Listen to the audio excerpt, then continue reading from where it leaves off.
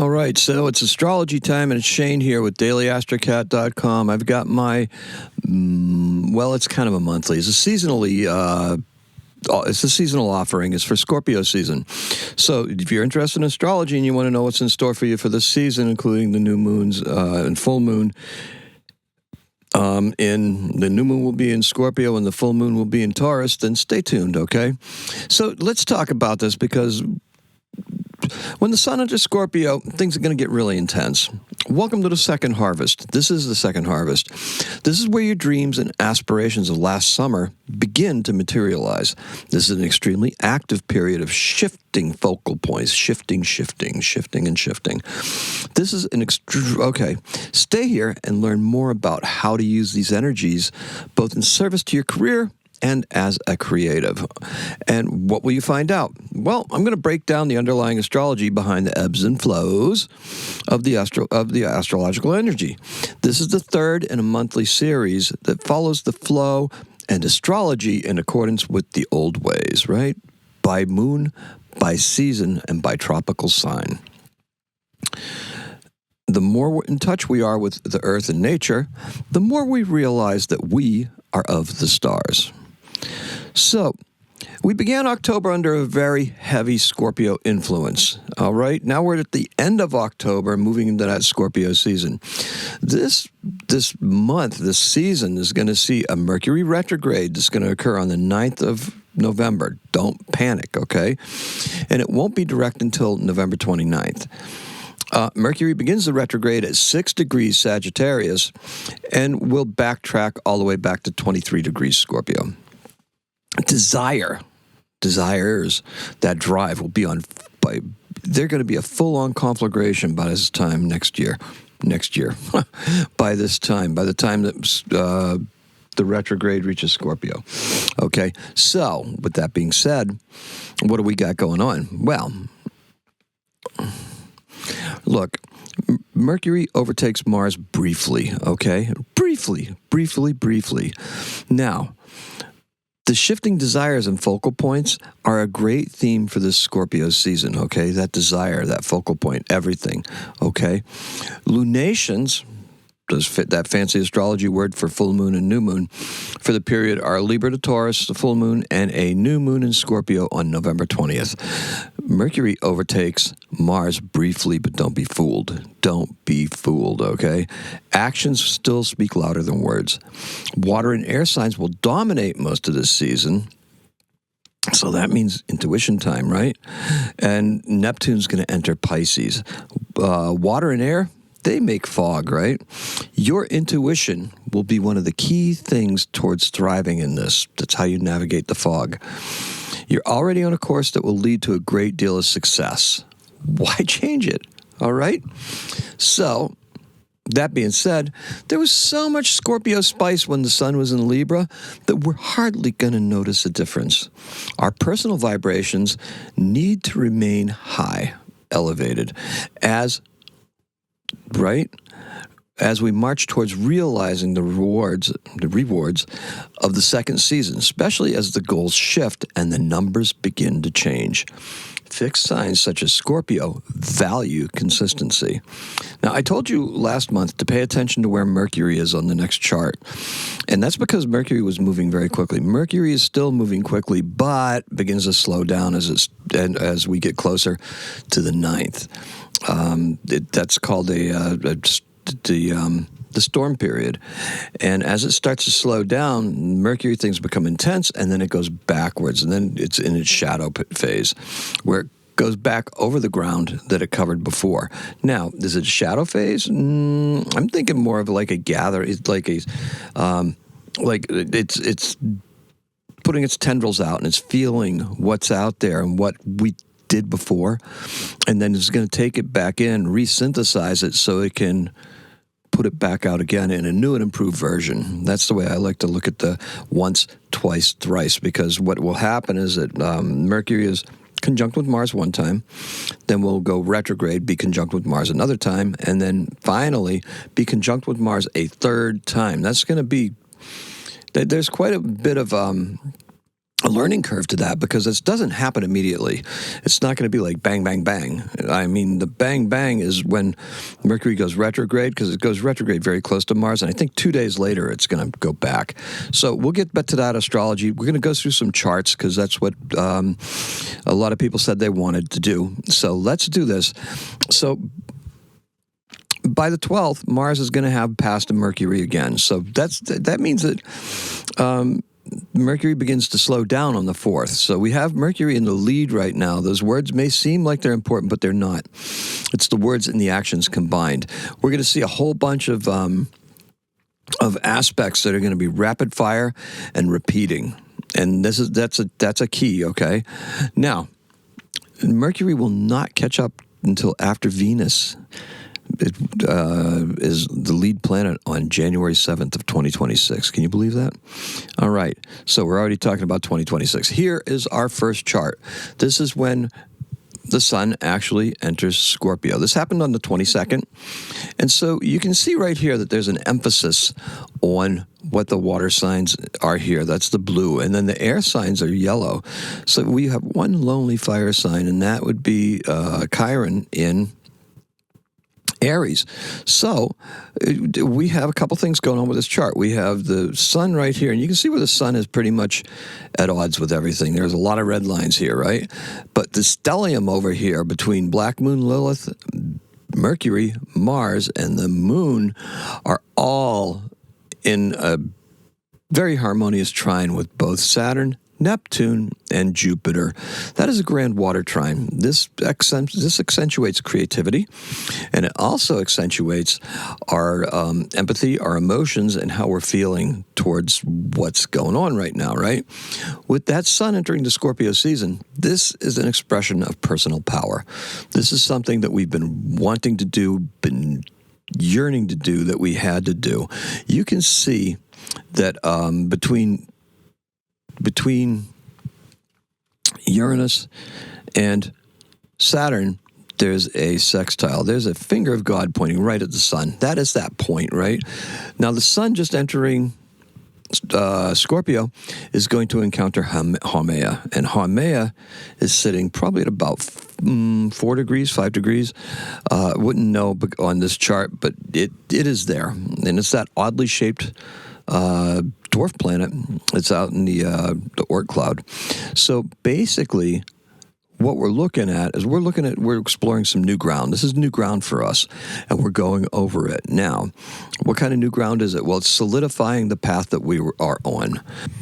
Let's go to the next chart, shall we? Okay, so what we're going to find that we go to this chart here. This is for the 23rd. And what I've got for the 23rd is we've got the moon conjunct Mars. You can see it right there. This sets us off on a path towards getting a lot of stuff done, okay? Activates things that drive us. If you're driven by work, you go for it. If you're driven by your creativity, you follow that muse.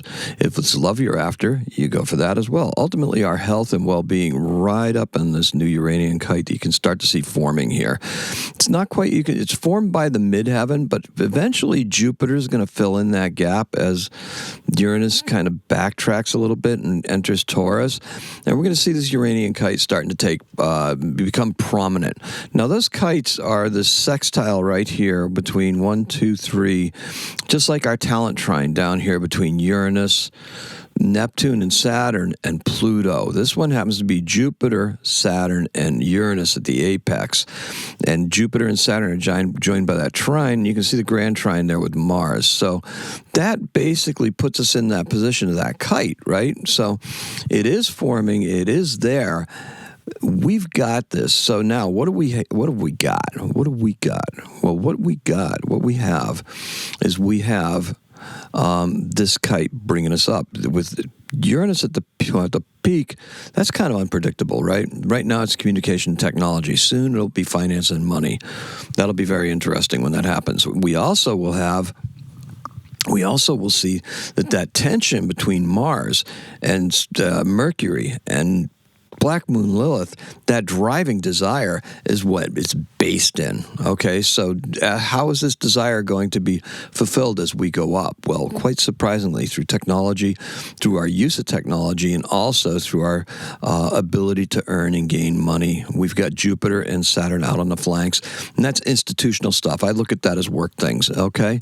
So now the next thing that we're going to look at is on the 24th. That would be the Sun squaring Pluto. And it's one of those aspects that's negative. Well, because it is, right? We've got some doubts about technology. We have some things that are there.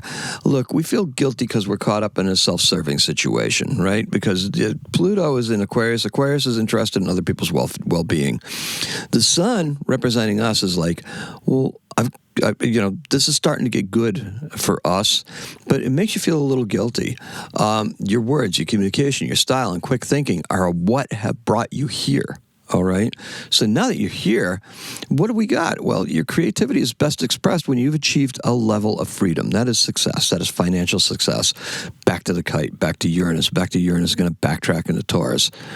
Back to Jupiter being in Cancer, okay, exalted and just growing. Defensive mindset. What's our best defense? Having what we need. What's our most secure position? Having what we need. So we need to achieve that because you have to learn how to accept the good.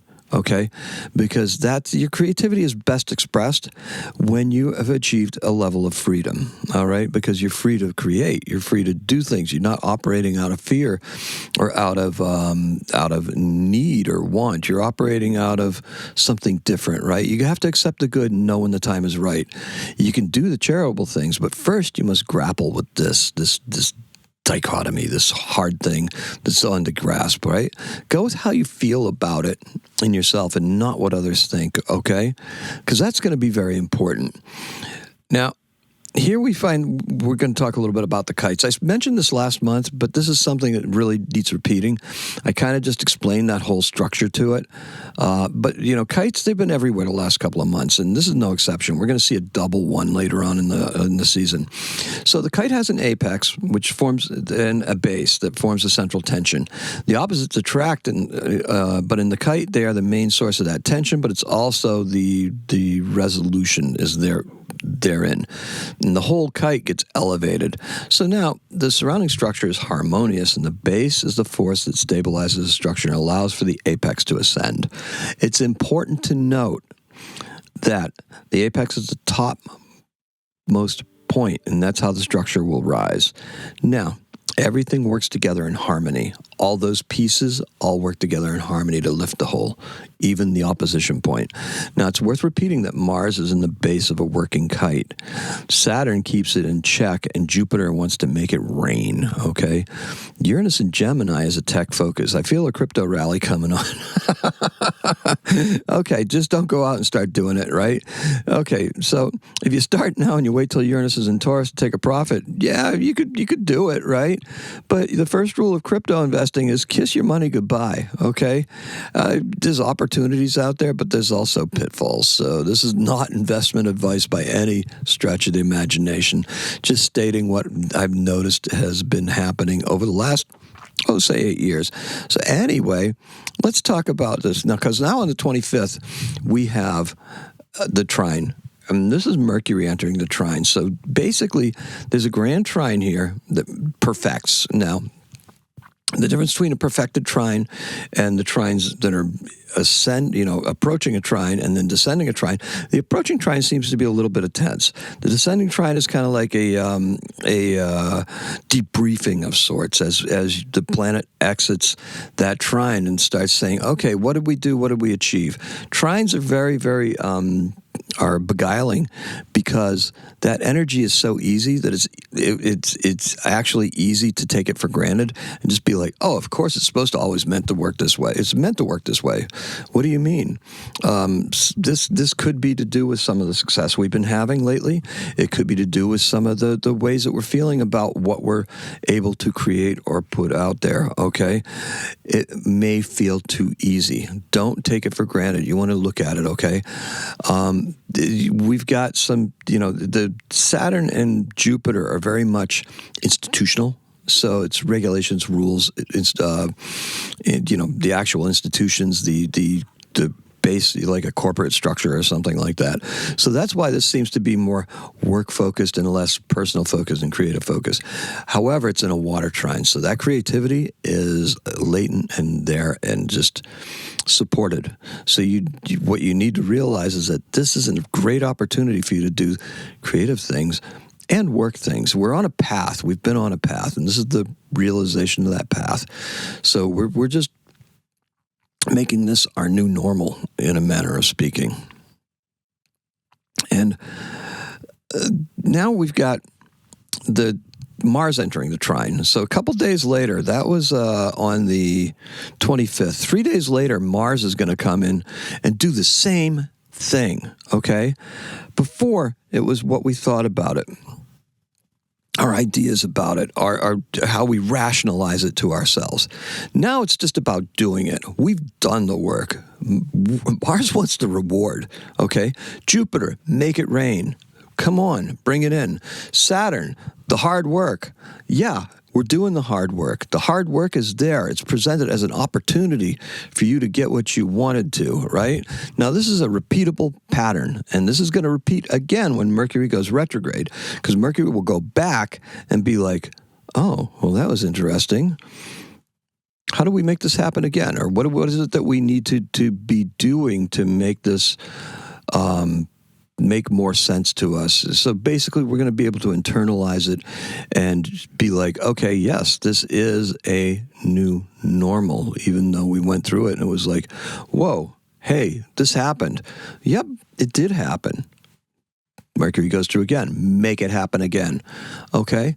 So we are aggressively accumulating the power that the Grand Trine is amplifying. Yes, that's what Mars is going to do, aggressively accumulate it. This really needs to be, look, this is going to be, you got to do the work, because if you don't do the work, you're going to miss the point. And the point is that we are moving, okay? Mars is driving the change despite deficient technology, okay? Right. It is, because we see that kite has kind of been a little bit broken. We don't see a line here connecting Jupiter with Uranus yet. Okay, yet. Okay, so we're having it. It feels like a little, just a little off, because that kite is not complete now. So the kite is kind of just like fluttering, maybe, or it's going to reform and then catch the wind and then go even further aloft. And you may feel like you're in a little stagnant phase right now. You may feel like, and this is by the 28th, you may start to feel like that. Maybe it's because everything's starting to wind down and we're getting ready for the next phase, the next push. That could be too. Now, on the 29th, we got a busy day. And this is a very busy day. What do we got going on? Well, there's a couple different things going on. We've got at 7:02 in the morning, we're going to have, I believe we have Mercury entering Sagittarius. So, what's that going to do for us? Well, let's see. Mercury is a trine Neptune at 3:26 in the morning. Mercury enters Sagittarius at 7:02. Mars is trine Saturn at 3:05, and Mercury opposes Uranus at 3:36. The tech woes, they're going to get a little worse, right? If that could be possible. On the bright side, more people are hearing and listening to daily-astrocat.com by now than any time before. Ha! Got you there, right? That's fantastic. Let's keep it going. Look, that leaves me feeling rather blessed, okay? But don't go out rushing back to school or anything like that, because Mercury is in Sagittarius. The focus is on education. Don't do that. If you're in school, stay put. And you want to only travel if it's needed, okay? There's something here with Mercury opposing Uranus that I don't like, okay? There's something there that I don't like. So just be careful about travel on the 29th. And that's what I got for you. So, on the 30th, the day before Halloween, we've got ourselves with Mercury sextile Pluto. Now, is there a technological breakthrough coming for our tech woes? This would seem to suggest it. Mercury in Sagittarius sextile Pluto hints towards a maybe. But you know what? It's going to be fleeting at best because Mercury is going to be retrograde. And we got it actually beginning to slow down towards the next week. All right. Now, here's the second. And the second is a point where I want to talk about very close to Cardinal Grand Cross. We have Chiron, Jupiter, and Venus, okay? There is a tension here. This is a T-square. So there's a tension here between, how we're accumulating, what we're accumulating, and Venus being in Libra. She's going to change her song in about a week, okay? She will change her tune totally as she enters Scorpio. But right now, she's like, all this growth that you're having Mars is making us go through is making me nervous. Well, be nervous. That's fine. You're going to be fine because opposite that is Pluto, change. You're changing Venus whether you want to or not. That's what it is. Venus is opposed by Chiron and Eris, right?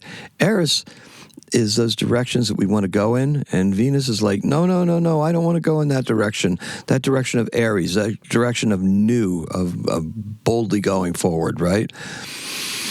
I don't want to go there. It seems too aggressive. But you got to let go of the past or you're doomed to repeat it, okay?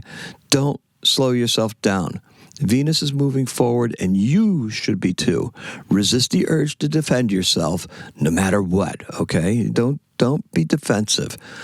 Look, focus on what you are doing and producing because that is what's going to get us somewhere. By doing and producing again, we repeat our success and reinforce our new station, our new position, right? We solidify that.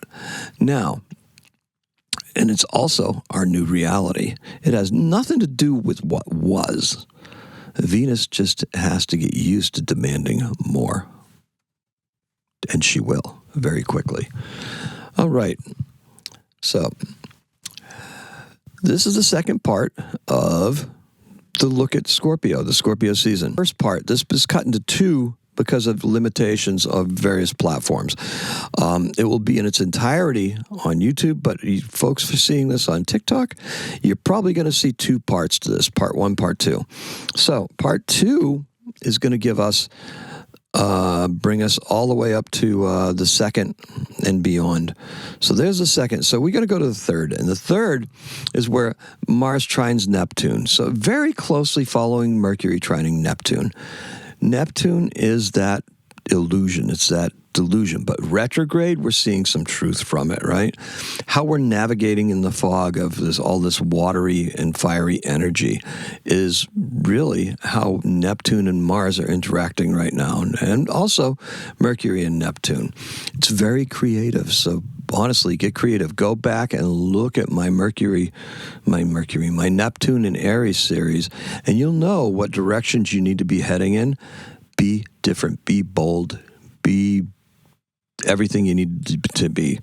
Use the time in Pisces to hone, to sharpen, to perfect those talents that we're going to be expressing so differently when both Neptune and Saturn enter Aries next year, okay?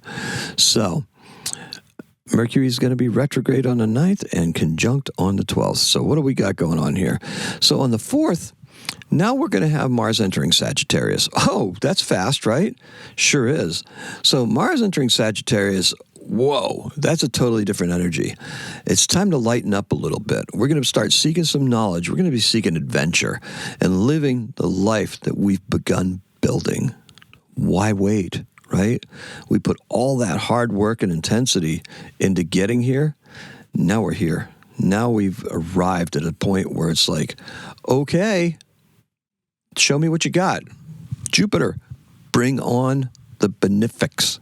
Bring on the abundance. Bring on the excessive, maybe. All right. So on the 5th and the 6th, we have the full moon in Taurus, okay? The full moon in Taurus is going to be very, very interesting because it's going to show up And it's the acknowledgement that we needed, okay? It's that hard work and dedication led to a place of where we're getting some of the accolades, where we're getting, investment strategies together. We're getting, it's a culmination of an intense period, that Mars period, right? Where we had Mars in Scorpio. Now, don't get too relaxed because the sun still has to go all the way through it, and we'll touch on all these points. So will Venus. So the full moon in Taurus is the acknowledgement you needed. Hard work and dedication. Right there's our moon. Right there's our sun. Right? Leads to this place of accolades, investment strategies, and more freedom. It is the culmination of an intense period. It's the result of your vibration. Now bring it forth again. Result of our vibration, our higher vibration. So now, on the 6th, weren't we just talking about money? Yeah, we were. The return of Uranus to Taurus is like Scrooge McDuck diving through his money bin. Woohoo! I got all this money, right? Wrong in every sense of the word. Firstly, you can't swim in coins, let alone dive into them. They call it hard currency for a reason. There's some wisdom to that, right? Look, you can see where Venus is actually going to enter Scorpio today, too. So we've got some very, very curious things going on here. That's what we got for you. We also have Mercury and Pluto making that trine. There's a sextile there. That's a very techie sextile, and that's something that'll make things work. So we can feel that. We can see that. And that is something that's going to be really good. But this Venus entering Scorpio is going to totally change the game for us, because we may have been kind of shy and reticent about what we were doing on a work front, as far as successful ventures are concerned and stuff like that. This just amplifies it. This is like, yes, I deserve that, and I deserve more, because that's the way Scorpio is going to feel about it. Scorpio is going to be like, yes, you didn't know this? Now you find out. On the 9th, we have Mercury joining Mars, Saturn, and Jupiter Grand Trine. And that is because Mercury is retrograde. Okay, so Mercury retrograde. Here we go. Boom. What's going on? Well, a lot of stuff's going on. We've got the moon up here in Cancer. She's up there all day, and this is going to be a great day for us to get some stuff done. There's 2 days there where we're just going to be going through and just ticking off everything we need to do. This is how we start the next season, this next season of abundance. This is how we're going to provide. This is how we're going to be secure. This is what we're going to do. This is why we're not going to fear this Mercury retrograde.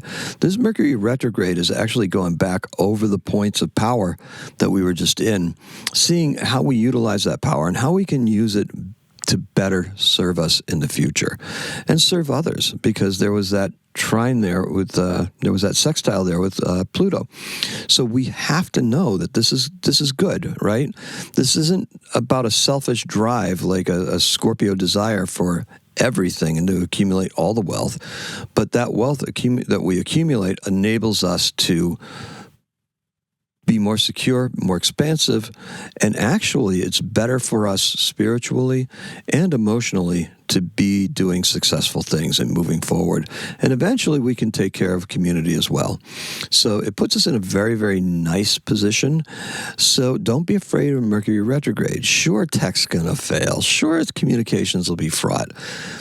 But nobody's communicating at that level. You should be communicating almost intuitively, like moving along and doing the things you need to do. The communications that you have will be understood well enough that folks can intuit what it is, the meaning is of those words, and we're less likely to take them misconstrued. Now, if you say the wrong thing, will it piss people off? Indubitably. And this is where you have to be careful. Do not burn any bridges during this Mercury retrograde. Do not. Don't be that person, okay? Now, it's a 2-day opportunity to ask for more, and that's what we got to do. You see Black Moon Lilith in there, and she's in there because that's also part of this whole mix, right? Black Moon Lilith is the the first wife of Adam. She wouldn't take the orders. She wasn't going to take Adam's orders, right? It wasn't going to happen. So we had to have a redo, start over, right? And now she gets, because she was independent, it's like, oh, you're the mother of demons. Who knows? Is that a good thing or a bad thing? Or is it because she did her own thing? All right. So that's our own thing speaking to us. We're doing our own thing. We need to do our own thing. We find power by doing our own things. And this honors some divine female energy. And that's really what this was about a couple months ago. And it's still all about that. We are honoring divine female energy by being true to ourselves and providing for family, doing the nurturing things, right? Jupiter in Cancer, nurture, very, very much a feminine type of expression. We have the moon in Cancer in her own sign, right? Divine female energy all through the chart. So that's a very, very powerful way of getting this season started and keeping it going, right?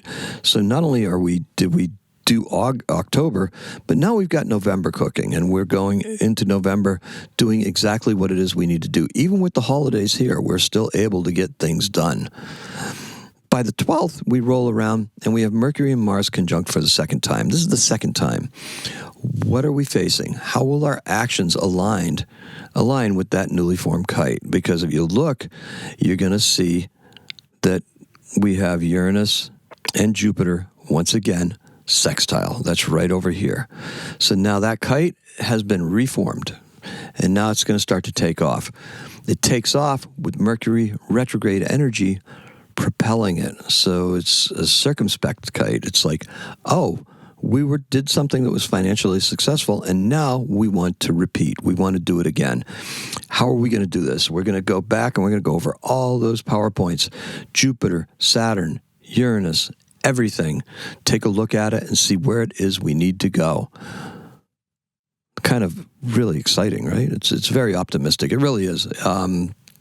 Is there a lot of turbulence here? Yeah, if you misstep and you misuse your power or your authority or even the words that Mercury would have cause you to say, that's not a good thing, because you don't want to do that. And intuitively, you know that's not a good thing. So don't do the things that you wouldn't do that you wouldn't want to have done to you, because that's the best way to keep yourself from tripping up and really making the worst of this season rather than the best. Now, on the 17th, we come fully into what we have sown. This is where the point where the second harvest is complete. We can see the sun is now at the base of that Uranus trine, the kite, rather. And we have the sun is in a grand trine with Saturn and Jupiter. Wow. This is big, okay? And we have Uranus in Taurus. So Uranus changes money a lot, right? It's change. Retrograde Uranus resists that change a little bit, right? It's more like, okay, we've done something here, and we try to come to terms with it, and we make it uniquely our own, right? This is a process of ownership into what it is that we have done and stepped into. And look, we know that the second harvest is complete, and we have to deliver it again and again and again. The intensity of the actions has been replaced by an optimistic moves in an ever-expanding direction. And that's because we're just expanding outward. We are feeling it because of where Mars is at, where Mercury is at, where Mercury will be coming back and getting into that position where we're assessing it, and then we're going to redo the whole thing again this time from a logical and intellectual standpoint. Before, the actions were really driving it. It was like, oh, we're here, we're going to keep going. Now we're going to be able to take what we were doing almost subconsciously with our reactions and actions and put it into our heads and be able to make it part of a process. And the process is being initiated and reviewed by Mercury being retrograde. A very interesting way to look at it, right? Now, when Mercury re-enters Scorpio, we slow down, okay? Because think about this. We're no longer following the Mars breakneck in Scorpio, okay? That was a pace that was pretty frantic. And, quite honestly, it was fast changing, right? It had a lot of stuff to it, a lot of Mars energy behind it. Now, Mercury moves fast as well, and it's fast changing. But in Scorpio, we're slowing down. Remember, with Mercury retrograde, we're doing it intuitively, and you're going to control the tempo. Do it intuitively. Make sure that you're following that. So by the 19th, after everything's said and done, we have Mercury hitting that Jupiter trine, the Jupiter-Saturn grand trine. Wow. Okay? Just think about what it was. Think about what it is. Take it all in. Really, really bring this in, assimilate it, okay? Holidays are here. It's going to start to slow down. We have a chance to enjoy what it is that we've created and we've done, and now we can do so constructively. That's very cool.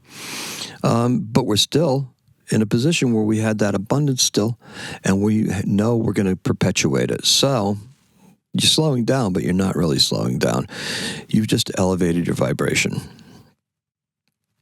And then finally, well, not finally, but the key to moving forward is going to be this Mercury conjunct the Sun for a second time. Desire, hunger, and fire enhance your performance, your creativity, and your art, okay? Honestly, look at this. This is something that's going to be very important. We've got this is the new moon in Scorpio. So this is new moon in Scorpio. So what we're really looking at, and Mercury's right there, okay? So not only is the new moon in Scorpio, but Mercury's right there as well. So we're able to really take this and just go with it. Set the intention, okay? That's what we do during new moons, their seed period. We set the intention. We are going to continue on the course that we're on.